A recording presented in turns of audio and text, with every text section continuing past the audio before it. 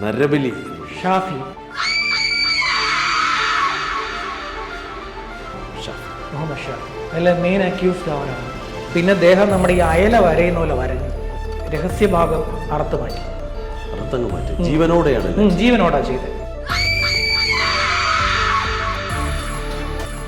ബെഡിൽ കൊണ്ടുവന്ന് കിടത്തിയിട്ട് ഇവൻ ആദ്യം അവരെ പ്രാപിച്ചു. അതിൻ്റെ വീഡിയോ റെക്കോർഡ് ചെയ്തു. പിന്നെ അവരെ കെട്ടിയിട്ടു. പിന്നെ ദേഹം നമ്മുടെ ഈ അയല വരയുന്ന പോലെ വരഞ്ഞു. പിന്നെ ആദ്യം കാല് വെട്ടി. അതായത് ജീവനുണ്ട്. ബ്ലൂ ഫിലിമിൽ അഭിനയിപ്പിക്കാം, അതിന് കാശ് തരാന്ന് പറഞ്ഞ് കൊണ്ടുപോയത്. ഇത് പത്മയാണോ റോസിനാണോ എന്ന് ഓർമ്മയില്ല. രണ്ടാമത്തെ ആള് വരുമ്പോൾ ഒന്നാമത്തെ ആള് കിടന്ന ബെഡിൽ ചോരയുണ്ടായിരുന്നു. അവൻ ചെയ്തു വെച്ച പ്രവൃത്തി ഒരാൾക്ക് ചിന്തിച്ച് കൂട്ടാൻ പോലും പറ്റാത്ത, നമ്മളൊരു സിനിമയിൽ പോലും, ഞാൻ സ്ക്രിപ്റ്റ് എഴുതാറുണ്ട്, സിനിമയ്ക്ക് സ്ക്രിപ്റ്റ് എഴുതി, ഈ കേരളത്തിലെ ഏറ്റവും ഭീകരമായിട്ടുള്ള ക്രൈം എന്ന രീതിയിൽ എഴുതി വെച്ച സാധനം പോലും ഇത്രയില്ല. നമ്മളെ കൊണ്ട് അങ്ങനെ എഴുതാൻ പറ്റുന്നില്ല. ചിന്തകൾക്കപ്പുറം.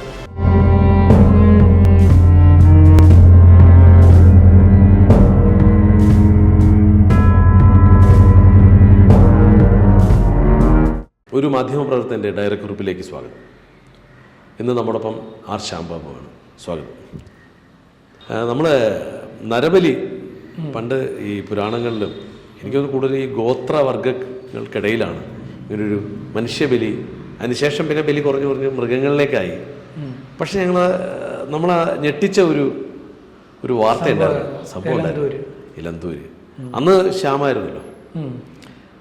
നേരത്തെ പറഞ്ഞതുപോലെ ശ്യാമ എല്ലാ ജില്ലയിലും ഇങ്ങനെ അന്വേഷിച്ച് ഓടിച്ചോടിച്ച് വിടുന്നതിൻ്റെ ഭാഗമായിട്ട് ആ ഒരു ക്രൈം അതെന്തിനു വേണ്ടിയായിരുന്നു അങ്ങനെ ഒരു നരബലി?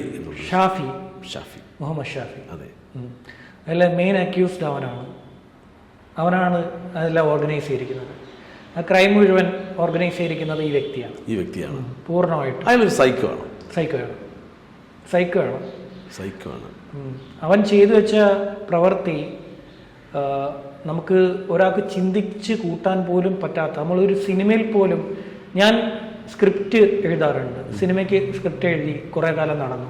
ഞാൻ എഴുതിയതാണ് സുരഭി സുഹാസിനി എന്ന് പറയുന്ന സീരിയൽ. ഞാൻ എഴുതിയ സൂസു അതെൻ്റെ കഥയാണ്. അപ്പോൾ ആ സ്ക്രിപ്റ്റിൽ പോലും ഞാനൊരു എഴുതി വെച്ചിരിക്കുന്ന ഒരു ക്രൈം സ്റ്റോറിയിൽ ഈ കേരളത്തിലെ ഏറ്റവും ഭീകരമായിട്ടുള്ള ക്രൈം എന്ന രീതിയിൽ എഴുതി വെച്ച സാധനം പോലും ഇത്രയില്ല. നമ്മളെ കൊണ്ട് അങ്ങനെ എഴുതാൻ പറ്റുന്നില്ല. ചിന്തകൾക്കപ്പുറമാണ് ഈ സാധനം. അവൻ ചെയ്തത്, അവൻ എന്തെന്ന് വെച്ചാൽ ഇവരെ ഭയങ്കരമായിട്ട് ഇവരുടെ മെൻ്റൽ കണ്ടീഷനെ ഞാൻ കയ്യിലെടുത്തു. ഭഗവത് സിംഗിനെ കണ്ടുപിടിക്കുന്നത് പുള്ളിയുടെ ഈ പറയുന്ന ഫേസ്ബുക്കിലെ പേജുകളിലെ ഈ സാധനത്തിലൂടെയാണ് ഇവൻ ശ്രദ്ധിക്കുന്നത്. ഈ ഭഗവത് സിംഗ് വന്നിട്ട് ഒരു വൈദ്യനോ നാട്ടിൽ അറിയപ്പെടുന്ന ആളാണ്. ആളൊരു പാർട്ടി പ്രവർത്തകനാണ്. നാട്ടുകാർ ഇപ്പൊ ഞാനിപ്പോ ഈ കൊലപാതകം കഴിഞ്ഞിട്ട് ഈ സംഭവം നടന്ന് ഭഗവത് സിംഗ് എന്നൊക്കെ പറഞ്ഞപ്പോ ഞാൻ സെർച്ച് ചെയ്ത് നോക്കിയപ്പോൾ എൻ്റെ ഒരു 10-34 ഫ്രണ്ട്സ് ഉണ്ട് പുള്ളിക്ക്, മ്യൂച്വൽ ഫ്രണ്ട്. ഞാൻ തന്നെ അത്ഭുതപ്പെട്ടു പോയി. അതും എല്ലാം ജേർണലിസ്റ്റുകൾ. അപ്പൊ നമുക്ക് അറിയാവുന്നവരൊക്കെ വിളിച്ചിട്ട് പറഞ്ഞു പെട്ടെന്ന് മാറ്റിക്കുമല്ല തട്ടുമെന്ന് പറഞ്ഞു. അടുത്ത ലക്ഷ്യം നിങ്ങളായിരിക്കും എന്ന് പറഞ്ഞു. ഈ പറയുന്ന, അതായത് മനുഷ്യന്റെ മാനസികാവസ്ഥ എന്ന് പറയുന്നത് നമുക്ക് നിർവചിക്കാൻ പറ്റാത്ത സാധനമാണ്. മനുഷ്യന്റെ മാനസികാവസ്ഥയോളം ചേഞ്ച് വരാൻ സാധ്യതയുള്ള ഒരു വസ്തുവും ഇല്ല. മനുഷ്യന്റെ മാനസികാവസ്ഥ, ഇപ്പൊ ഈ ഇരിക്കുന്ന ഞാൻ വേണമെങ്കിൽ നിങ്ങളെ കൊല്ലാം, അത്രയും മാറ്റം വരും പെട്ടെന്ന്. തീർച്ചയായിട്ടും ഈ ഇരിക്കുന്ന എനിക്ക് പെട്ടെന്ന് എൻ്റെ കയ്യിലെ പോക്കറ്റിൽ ഏതെങ്കിലും ആക്രമിക്കാൻ പറ്റുന്ന ഒരു വസ്തു ഉണ്ട്, എനിക്ക് പെട്ടെന്ന് എന്തെങ്കിലും ഉണ്ടായിക്കഴിഞ്ഞാൽ ഞാൻ നിങ്ങളെ പെട്ടെന്ന് കയറി നിങ്ങളുടെ കഴുത്തിലോ നെഞ്ചിൻ്റെ ഭാഗത്തോ ഇടതുഭാഗത്തോ കുത്തിക്കഴിഞ്ഞാൽ നിങ്ങൾ മരണപ്പെടും. അത് മനുഷ്യന്റെ മാനസികാവസ്ഥയാണ്. എന്ന് വെച്ച് ഞാൻ നിങ്ങളെ കൊല്ലുമെന്നല്ല. പെട്ടെന്ന് ഭയം തോന്നുന്നു കേട്ടോ. ഇത്രയും ക്രൈമുകൾ കണ്ടിട്ട് വരുമ്പോൾ നമ്മുടെ മാനസിക നില മാറാനുള്ള സാധ്യതയുണ്ടോ? ഒരിക്കലും ഇല്ല. എന്റെ ഒരു ഇത് ഞാൻ ശ്രദ്ധിച്ചപ്പോ അതിലെ ഞാൻ കണ്ട ഏറ്റവും വലിയ ക്രൈമാണത്. ഞാൻ കണ്ടതിൽ വെച്ച് ഏറ്റവും ഭയങ്കര ക്രൈം. ഒരു ക്രൈം എന്ന് എനിക്ക് ഇത് എന്താ പറയാ പറയാൻ പോലും പറ്റാത്ത രീതിയിൽ. അതെങ്ങനെയാ ചെയ്തതെന്നറിയോ? രണ്ട് സ്ത്രീകൾ റോസ്ലിൻ പത്മ ആദ്യം പിന്നെ കൊല്ലുന്നത് റോസ്ലിനെയാണ്. റോസ്ലിൻ പത്മ ആരെയാണെങ്കിലും ഓക്കെ. ബെഞ്ചിൽ കൊണ്ടുവന്ന് കിടത്തി, ബെഡിൽ കൊണ്ടുവന്ന് കിടത്തിയിട്ട് ഇവൻ ആദ്യം അവരെ പ്രാപിച്ചു. ആരാ? ഈ ഷാഫി പ്രാപിച്ചു. ദെൻ അതിൻ്റെ വീഡിയോ റെക്കോർഡ് ചെയ്തു. പിന്നെ അവരെ കെട്ടിയിട്ടു. പിന്നെ ദേഹം നമ്മുടെ ഈ അയല വരയുന്ന പോലെ വരഞ്ഞു ജീവനോടെ. പിന്നെ ആദ്യം കാല് വെട്ടി, അതായത് ജീവനുണ്ട്, ഇടത് കാല് വെട്ടി. ഇപ്പോഴെല്ലാം ഇവരുടെ നിലവിളിക്കുക, വായില് തുണി കുത്തി കയറ്റി. ചുറ്റിനും ആരും അറിഞ്ഞില്ല. അതൊരു വല്ല ഒറ്റപ്പെട്ട മേഖലയാണ്. അടുത്ത് വീടൊക്കെ ഉണ്ട്, അവിടെ ഒരു കാവൊക്കെ ഉണ്ട്. പോയിട്ടുണ്ട് അവിടെ? ഇല്ല, പോണം. ശരി, അതിപ്പോ കാട് പിടിച്ച് കിടക്കുക. ആദ്യം ഇടത് കാല് വെട്ടി, പിന്നെ വലത് കാല് വെട്ടി, പിന്നെ ഇടത് കൈ വെട്ടി, പിന്നെ വലത് കൈ വെട്ടി, പിന്നെ ഈ രഹസ്യഭാഗം അറുത്ത് മാറ്റി. ജീവനോടാ ചെയ്തത്. പിന്നെ 2 ബ്രസ്റ്റ് അത് അറുത്തു. അപ്പോഴത്തേക്ക് ആള് പോയി. ബ്ലഡ് അല്ലേ, ലീക്ക് ആവുമല്ലേ. ഇവര് ശരിക്കും ലോട്ടറി വിൽപ്പനക്കാരിയായിരുന്നു? അല്ല, പത്മ ലോട്ടറി റോസ്ലിൻ അവിടെ ഒരു ഒറ്റയ്ക്ക് താമസിക്കുന്ന ഒരു സ്ത്രീയായിരുന്നു. സ്റ്റേഷനിൽ വരുന്ന പരാതിയിലാണ് ഇത് പിടിക്കുന്നത്. അല്ല, ഇവര് ശരിക്കും ഒരു ബ്ലൂ ഫിലിമില് അഭിനയിക്കാനെന്ന് പറഞ്ഞാൽ കൊണ്ടുപോയത്. ബ്ലൂ ഫിലിമിൽ അഭിനയിപ്പിക്കാം, അവന് കാശ് തരാന്ന് പറഞ്ഞ് കൊണ്ടുപോയിട്ടാണ് കെട്ടിയിടുന്നത്. ഇതിങ്ങനെയുള്ള ഒരു ബ്ലൂ ഫിലിം ആണെന്ന് പറഞ്ഞിട്ട് കെട്ടി. അപ്പോ അവര് സംശയിക്കും സ്വാഭാവികമായിട്ട് ഇതാണ് എടുക്കാൻ പോകുന്ന സീൻ ഇതാ എന്നൊക്കെ പറഞ്ഞിട്ടാണ്. അതെ. പക്ഷേ വേറൊരു കാര്യമുണ്ട്. ഈ പിന്നെ രണ്ടാമത്തെ ആള്, എനിക്കിത് പത്മയാണോ റോസ്ലിനാണോ എന്ന് ഓർമ്മയില്ല. രണ്ടാമത്തെ ആള് വരുമ്പം ഒന്നാമത്തെ ആള് കിടന്ന ബെഡിൽ ചോരയുണ്ടായിരുന്നു, ചോരയുടെ കറയുണ്ടായിരുന്നു. ആ സ്ത്രീയെ ശ്രദ്ധിച്ചില്ല. അത് ചോദിച്ചപ്പോൾ പറഞ്ഞു അത് ഇവിടെ പിന്നെ കറി വെച്ചപ്പോൾ മറിഞ്ഞു പോയതാന്ന് പറഞ്ഞു. കറി മറ്റേ ഇത് കോഴിയെ കറി വെച്ചപ്പോൾ അത് മറിഞ്ഞ് പിടച്ചിട്ട് അങ്ങോട്ട് ഓടിയാന്ന് പറഞ്ഞു. ആ സ്ത്രീ ശ്രദ്ധിച്ചില്ല. ബുദ്ധിയുള്ളൊരു സ്ത്രീ അല്ലല്ലോ ഇവര്. നോർമലി ചിന്തിക്കുന്നവരെന്ന് നമുക്ക് പെട്ടെന്ന് വിലയിലാക്കാൻ പറ്റില്ലല്ലേ. ഇവര് എനിക്ക് തോന്നുന്നു രക്തത്തിന്റെ കറ കണ്ടു കഴിഞ്ഞാൽ മനസ്സിലാവുമോ? തടിയിൽ ശ്രദ്ധിച്ചിട്ടുണ്ടോ? ശ്രദ്ധിച്ചിട്ടില്ല. തടിയിൽ ഈ കറയ്ക്ക് വേറൊരു നിറമാണ്. രക്തത്തിന്റെ നിറം ചുവപ്പല്ല. എന്തായിരിക്കും? ഒരു ഇരുണ്ട നിറം വരും തടിയിൽ. കറുപ്പല്ല, ഒരു ഇരുണ്ട നിറം വരും. ഇരുണ്ട് ബ്ലാക്കും അല്ല, എന്നാൽ നമ്മുടെ ഇപ്പോൾ പുറകിലുള്ള സ്ക്രീനിലുള്ള നിറവുമല്ല, അല്ലാത്തൊരു നിറം തടിയിൽ വരും. പിന്നെ മനുഷ്യന്റെ രക്തത്തിനൊരു പ്രശ്നമുണ്ട്. മനുഷ്യന്റെ രക്തത്തിനും മാംസത്തിനും ബാക്കിയുള്ളതിനേക്കാൾ സ്മെല്ല് കൂടുതലാണ്. എന്നിട്ടും ആ സ്ത്രീക്ക് കിട്ടി അറിയാൻ പറ്റിയില്ല. ഇവര് ലോട്ടറി കച്ചവടമായിട്ടൊക്കെ നടക്കുന്നു. 10 ലക്ഷം രൂപ ഇവർക്കും ഓഫർ ചെയ്യുന്നു. ഇവരെയും ബ്ലൂ ഫിലിമാണ്. പെട്ടെന്ന് ഒരു തുക വിചാരിച്ചിട്ടാണ് അവര് വന്നത്. എന്ന് വെച്ചാൽ അവര് പിന്നെ എന്താ, അയ്യോ അവളുമാര് ചത്തത് നന്നായി എന്നൊക്കെ പറയുന്ന ആൾക്കാരുണ്ട്. ചിലരുണ്ട്. അവളുമാര് ചത്തത് ബ്ലൂ ഫിലിമിൽ അഭിനയിക്കാൻ പോയിട്ട് ചത്തത് നന്നായി എന്നൊക്കെ പറഞ്ഞിട്ട് അന്നത്തെ വാർത്തകളിലൊക്കെ താഴെ വരുന്നൊരു കമന്റുകൾ ഒരുപാട് ഇതായിരുന്നു. അതെന്താണ്? ഒരു മനുഷ്യന് ജീവിക്കാൻ എന്ത് വേണം? സമ്പത്ത് വേണം. സമ്പത്തില്ലാതെ ഒരു മനുഷ്യന് ജീവിക്കാൻ പറ്റില്ല. ഇവിടെ പിന്നെ ലൊക്കാൻഡോ എന്ന് പറഞ്ഞൊരു സൈറ്റ് ഉണ്ട്. ആ ലൊക്കാൻഡോ എന്നുള്ള സൈറ്റ് ഓപ്പൺ ചെയ്ത് നോക്കിക്കഴിഞ്ഞാൽ ഇഷ്ടംപോലെ സ്ത്രീകളെ കാണാൻ പറ്റും. 10,000 ആ തുകയ്ക്കൊക്കെ വരുന്ന. അല്ല, ഈ പറയുന്ന കമന്റ് ഇടുന്ന ആളുകൾ മൊത്തം അവരുടെ മൊബൈൽ ചെക്ക് ചെയ്താൽ അവർ ഏതൊക്കെ സൈറ്റിലേക്ക് പോയിട്ട് എന്തൊക്കെ കാണുന്നു, അവർക്ക് ചെയ്യാൻ പറ്റുന്നതൊക്കെ ചെയ്തിട്ടാണ് താഴെ വന്ന് ഈ കമന്റ് ഇട്ടുകൊണ്ടിരിക്കുന്നത്. തമിഴിലൊരു സിനിമയുണ്ട് കേട്ടോ, അതിന്റെ പേര് ഞാൻ വിട്ടുപോയതാണ്.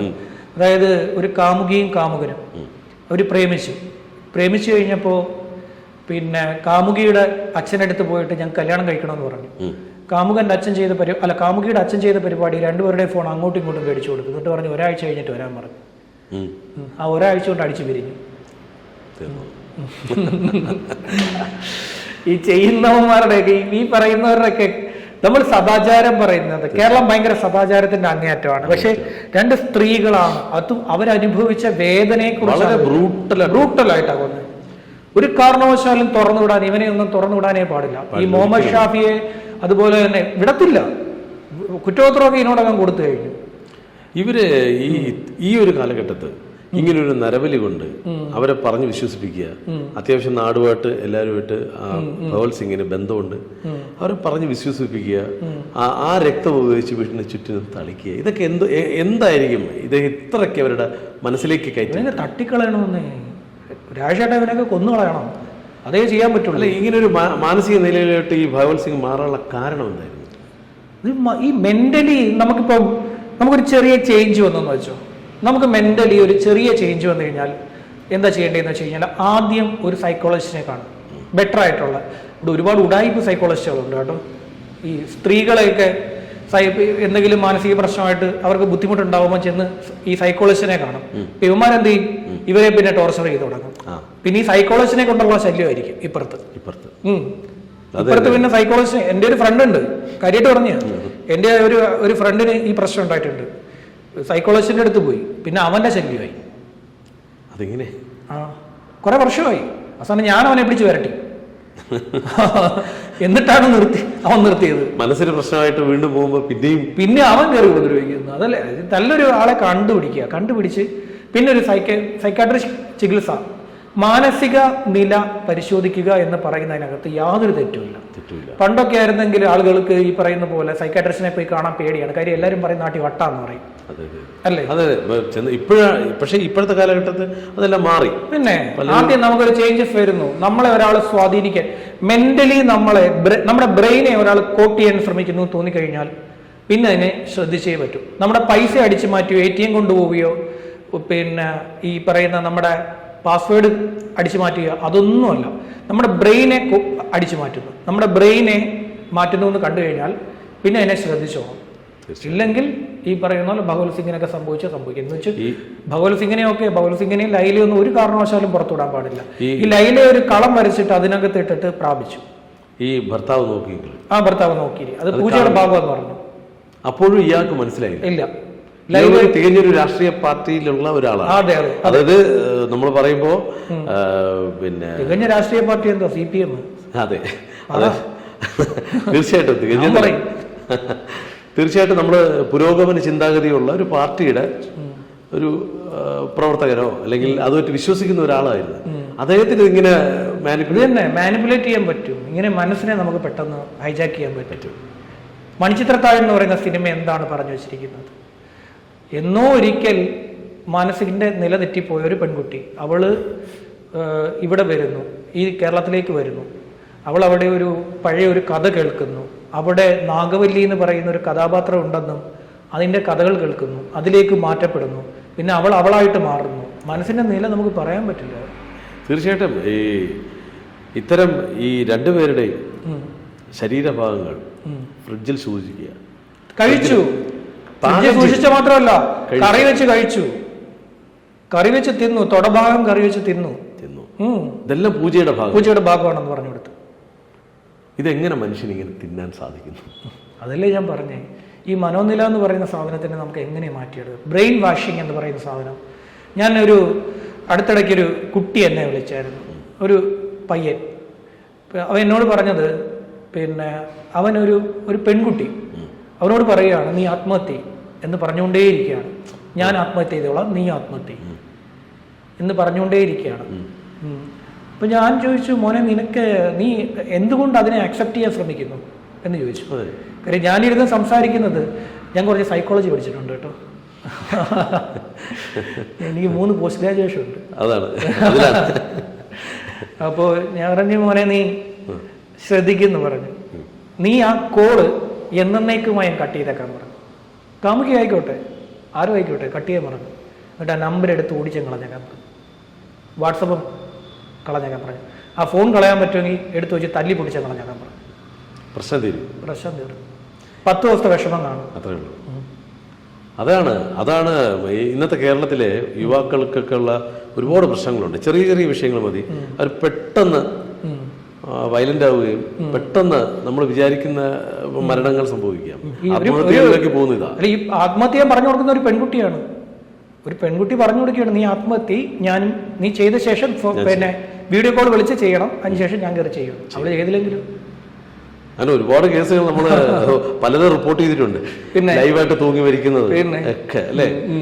കാമുകി അല്പം ഒന്ന് ചതിച്ചു, ഇല്ലെങ്കിൽ കാമുകിയുടെ ഒരു ചെറിയ വിഷമത്തിന് താങ്ങാൻ സഹിക്കാതെ ഞാൻ പറഞ്ഞത് കളയാൻ മൊബൈൽ ഓൺ ചെയ്ത് വെച്ചിട്ട് തൂങ്ങി മരിച്ച ഒരുപാട് പേരുണ്ട്. അതെടുത്ത് കളയാൻ പറഞ്ഞു, ഒറ്റ കളയൊക്കെ തീർന്നു, പരിപാടി തീർന്നു. ഇലന്തൂരില് നമ്മൾ തിരിച്ചു വരുമ്പോ ഇപ്പൊ അത് കാട് പിടിച്ച് കിടക്കുകയാണ്. ഈ അടുത്തിടയ്ക്ക് ഞാനും എന്റെ ക്യാമറമാൻ പ്രണവും കൂടെ അവിടെ പോയായിരുന്നു. ഇപ്പൊ അതൊരു ടൂറിസം പ്ലേസ് പോലെ എല്ലാവരും വരുന്നു, ഇഷ്ടം പോലെ ആളുകളാണ് അവിടെ വന്നിരിക്കുന്നത്. അവിടെ അങ്ങോട്ട് ചെല്ലുമ്പോഴത്തേക്ക് അടുത്തോട്ട് തിരിഞ്ഞ് കയറിപ്പോന്നെയാണ് ഈ ഇലന്തൂര് ഈ വീട്. അപ്പൊ അവിടെ ഒരു കാവൊക്കെ ഉണ്ട്. അപ്പം ഞങ്ങൾ ചെല്ലുമ്പോൾ തന്നെ ഒരു 10-40 പേരെന്ന് ഫാമിലി കുട്ടികളെ കൊണ്ടുവന്ന് കാണിക്കുന്നു, കണ്ട് സെൽഫി എടുക്കുന്നു, റീൽ എടുക്കുന്നു, കുഞ്ഞുങ്ങളെയൊക്കെ കൊണ്ടുവന്ന്. അപ്പോൾ നേരത്തെ പറഞ്ഞ പോലെ ഇത് കേരളത്തിലുള്ളവർക്ക് ക്രൈമിനോട് താല്പര്യം കൂടുതലാണ്, യുവാക്കൾക്ക്. അതെ അതെ. അതോ അത് ആ സ്ഥലങ്ങൾ നമ്മൾ കണ്ടിട്ട് റീൽ ചെയ്യേ. ഇവിടെ ചെന്നാലും ഇപ്പൊ റീലല്ലേ ഏട്ടാ.